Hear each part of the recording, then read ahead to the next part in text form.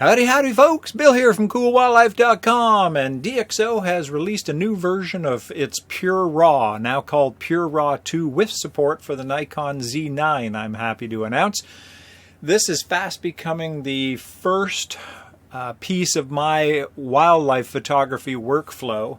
If you're looking to sharpen or denoise images quickly on the front end and produce a DNG that you can still bring into Lightroom or Photoshop and process as a RAW file, then this is software that I think you should take a serious look at.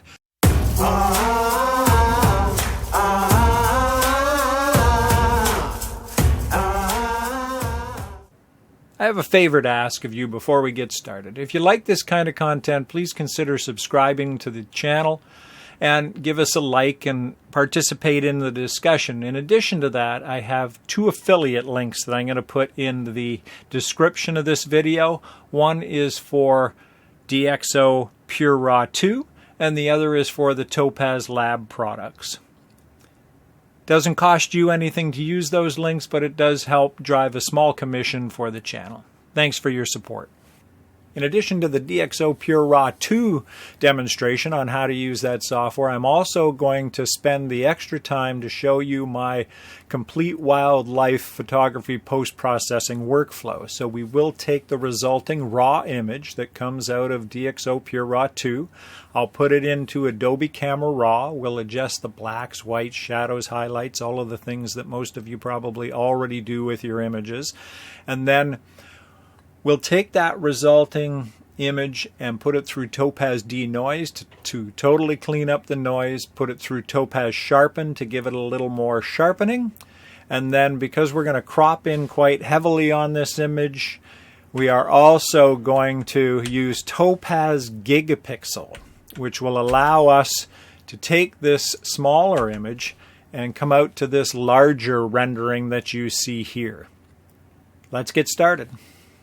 So DxO PureRAW 2 and even PureRAW, I was using the first version as well, is the first step in my post-processing of my wildlife images.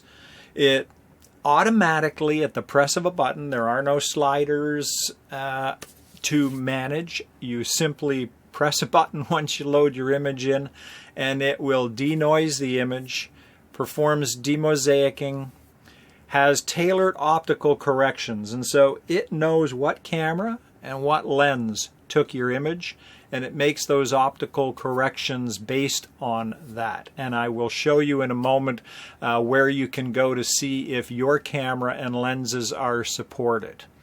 And then it performs image sharpening and outputs to a JPEG or a RAW in the form of a DNG, which you can open in your post-editing software like Photoshop or Lightroom, perform all the usual blacks, whites, shadows, highlights, and all those changes, and then edit as you normally would if you think it requires further edits. But that's the first step in my wildlife photography process now with DxO PureRAW 2, and it does a fantastic job, and it's quick. So if we go up to the Help menu and drop it down to the supported cameras and lenses, that'll pull up a web page where you can click on camera body and lenses, and then you can, based on the brand that you're using, you can use the drop down to select the brand that you're using for both your camera and your lens. And that way, before you make a purchase, you can see if your hardware is supported. And if it isn't, you'll see down here that there's a button for getting in touch with DxO, so you can find out where your particular camera or lens is in the roadmap when it might be coming.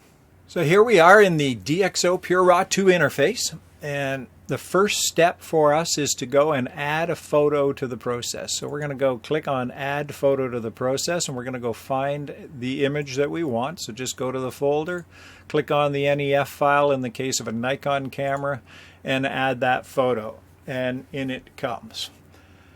And now what we want to do is double click on the image, and it brings it up here. Now this was taken with a Nikon Z7 at ISO 6400.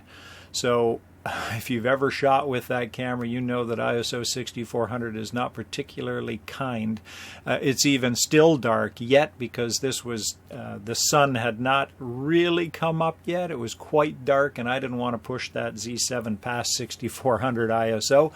But I knew I'd be able to rescue it with DXO PureRAW 2 and then bringing it into Adobe. So let's take a look at this image, and you can see how noisy it is, right?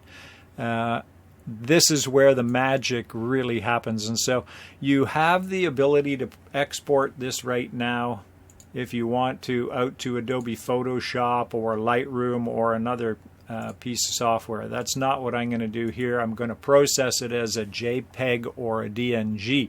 I'm going to choose DNG once I get in here, but I wanted to show you what the options are. And so under raw processing, you've got high quality prime and deep prime. I see absolutely no reason to use anything other than deep prime. Which it says is going to take 15 seconds to process the image. Fine. I want the best possible processing that I can get, so I'm going to choose that. It does a lens sharpening and a lens distortion correction. It knows, because I've edited similar images before, that I used the Nikon Z7 with an 80-400. So when you first bring an image in, if you've never processed one of those images and haven't downloaded that file, it's going to ask you if you want to download these optical corrections and save them. And so it knows the camera and the lens, and so it's already doing that for me. As I mentioned earlier, I'm going to save this as a DNG, which is a raw format that I'll be able to bring into Adobe Lightroom or Photoshop for processing, and it's a much larger file. If I click on the JPEG, you'll see that it takes it down to 14 to 69 megabytes versus 128 to 208. I want as much image processing possibility as I can get, and so I'm going to always choose DNG, and then it just wants to know where you want to save it. And I'll just save it where I pulled it from, but you can pick a folder if you want. And let's hit process. And when I do that, let's pay attention down at the very bottom of the screen here. You're going to see the processing and how long it takes. So let's hit process and take a look.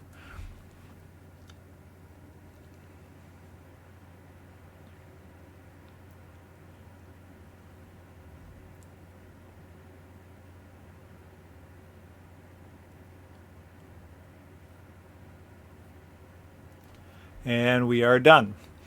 And now you can export that image out to Lightroom and Photoshop, as I showed you earlier, or you can view the results. And that's what we'll do for the purposes of this demonstration, so that you can see how well DXO PureRAW 2 did with this image. And let's bring it, let's go 2:1, so you can really get a look at this. All right. And so there's our original image, and you can see just how much chroma noise, color noise we have.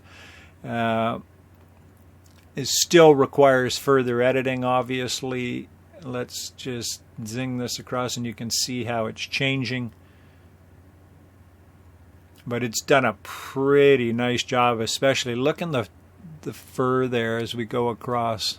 This mink just came out of the water from fishing. And so there's the image that comes out of DXO PureRAW 2. Now what I'm going to do is take that image that we processed DNG, I'm going to take it into Photoshop, and I'm going to further process it because it still needs the shadows open and it needs some editing. All right, so let's go open that image up.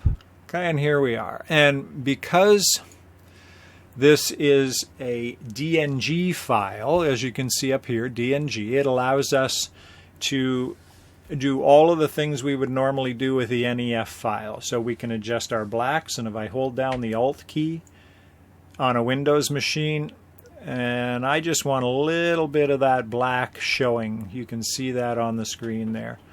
And then for the whites, I'm going to there's where it starts to pop out.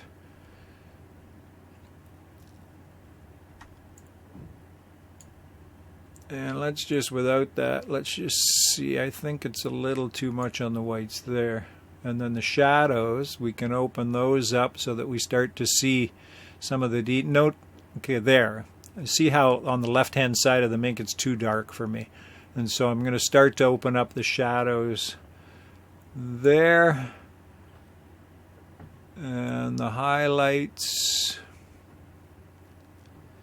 somewhere around there. Let's see what we want for contrast, somewhere in that neighborhood, and then we will click open.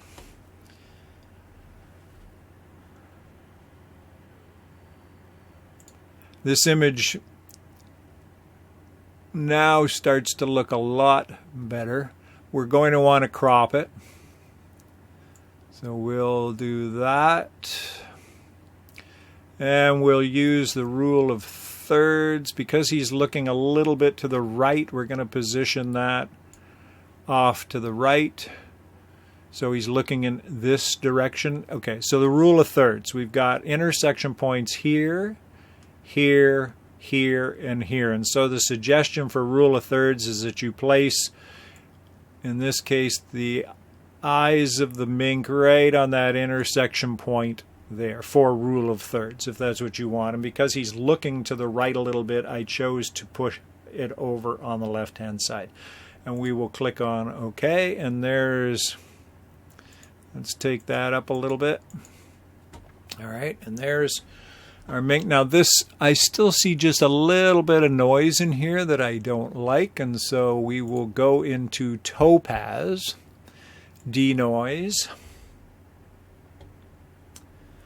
And I always use the comparison view, and we'll put it up in that range, and then they're updating now. You can see here, not updated. And once it's updated, then we get the views of most of the modules that you see: standard, clear, low light, severe noise. And which one do we think did the best job? I expect it to be low light given what we did, and sure enough it is low light. And so I'll choose low light, and I'll bring it into the slider just so we can take a look at it. And it has been updated, so there we go. That cleaned up the rest of the noise. See the noise in here in the background in the green? And now as we roll across, it gets totally cleaned up. So even though DXO PureRAW 2 does an excellent job in the beginning, I still put it through Topaz Denoise, and I let it be in auto mode. You could remove more noise, but the algorithm actually does a pretty decent job. So I'm going to leave it there, and I'm going to hit apply. That brings us back in. And then I do sharpen the image a little bit. So we'll go filter Topaz Labs with Topaz Sharpen AI as step number 2. And again, I'll use the comparison view. We'll drag that over here so that we can see, and it'll update each of these modules, or select 4 of the modules, and then we get to choose which one we want. And updating, and now let's have a look. This too soft, very blurry is way too baked for me. Out of focus, very blurry. Not bad. Motion blur, normal. Too soft, normal, no. Motion blur, normal. Probably a little bit too baked. Now we have the option, let's turn on auto and see what it wants to do here. So far I'm kind of liking motion blur, and that's normal. Let's do very blurry.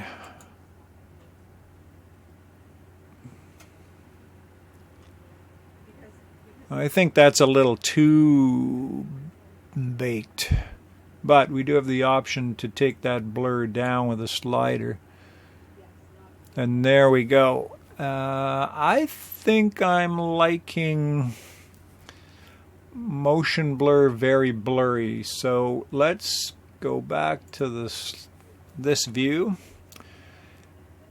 and it is updated so we can go across. I would say that's probably a little too baked, and so let's remove. We don't need to suppress the noise because we already did that, and let's just drop that down a little bit there. Yeah, right about there I think is perfect. So let's apply that. And there we have our sharpened image. And then the last thing I do is add a little bit of a vignette. And so I go up into filter, I go into the Nik collection, and I choose Color Effects Pro.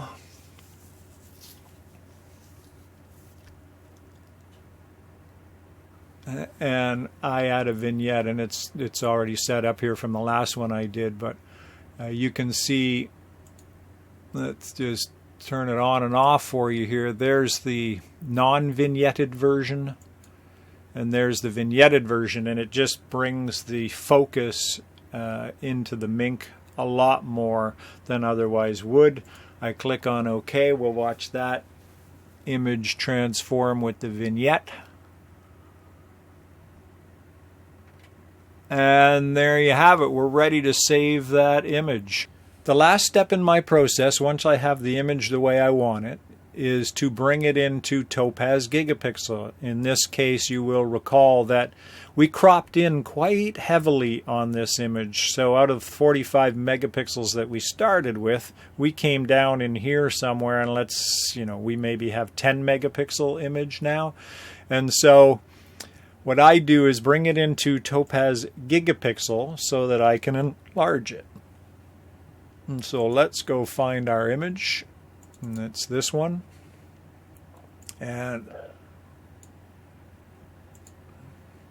if I want to make it twice the size that it was, now you can see that Gigapixel is actually adding its own sharpening to this image, which I don't really want. Let me drag that down. I'll take a little bit, but I've already done my noise suppression. And so we'll take it down just a hair. There. And so I'll make this twice the size in Gigapixel. Save the image.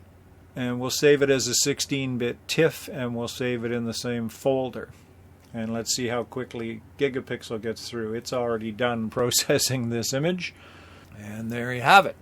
There's our final image, which is now a 6834 by 4556 31 megapixel file. Even though DXO PureRAW 2 and Topaz have cleaned this image up quite nicely from the original, which was very dark and very noisy, it is still not an acceptable image. It's not an image that I would ever use on my website or even post. Why?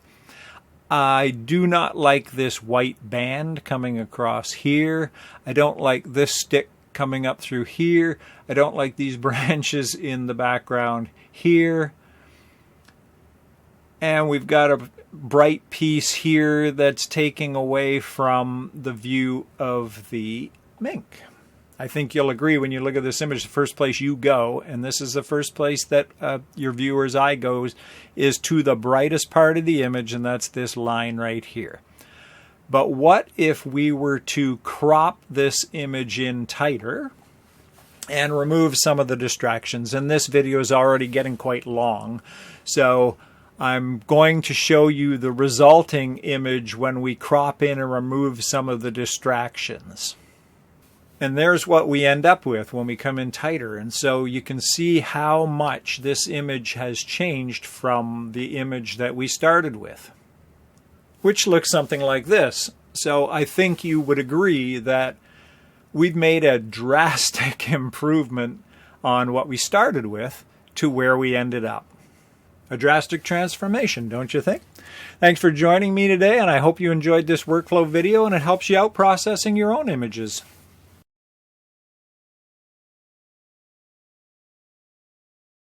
Sharing this content with you is so much fun for me. If you want to help support the channel, give us a like, subscribe to the channel, bang on the alert button, share it out, or give us a comment. It all helps and it's much appreciated.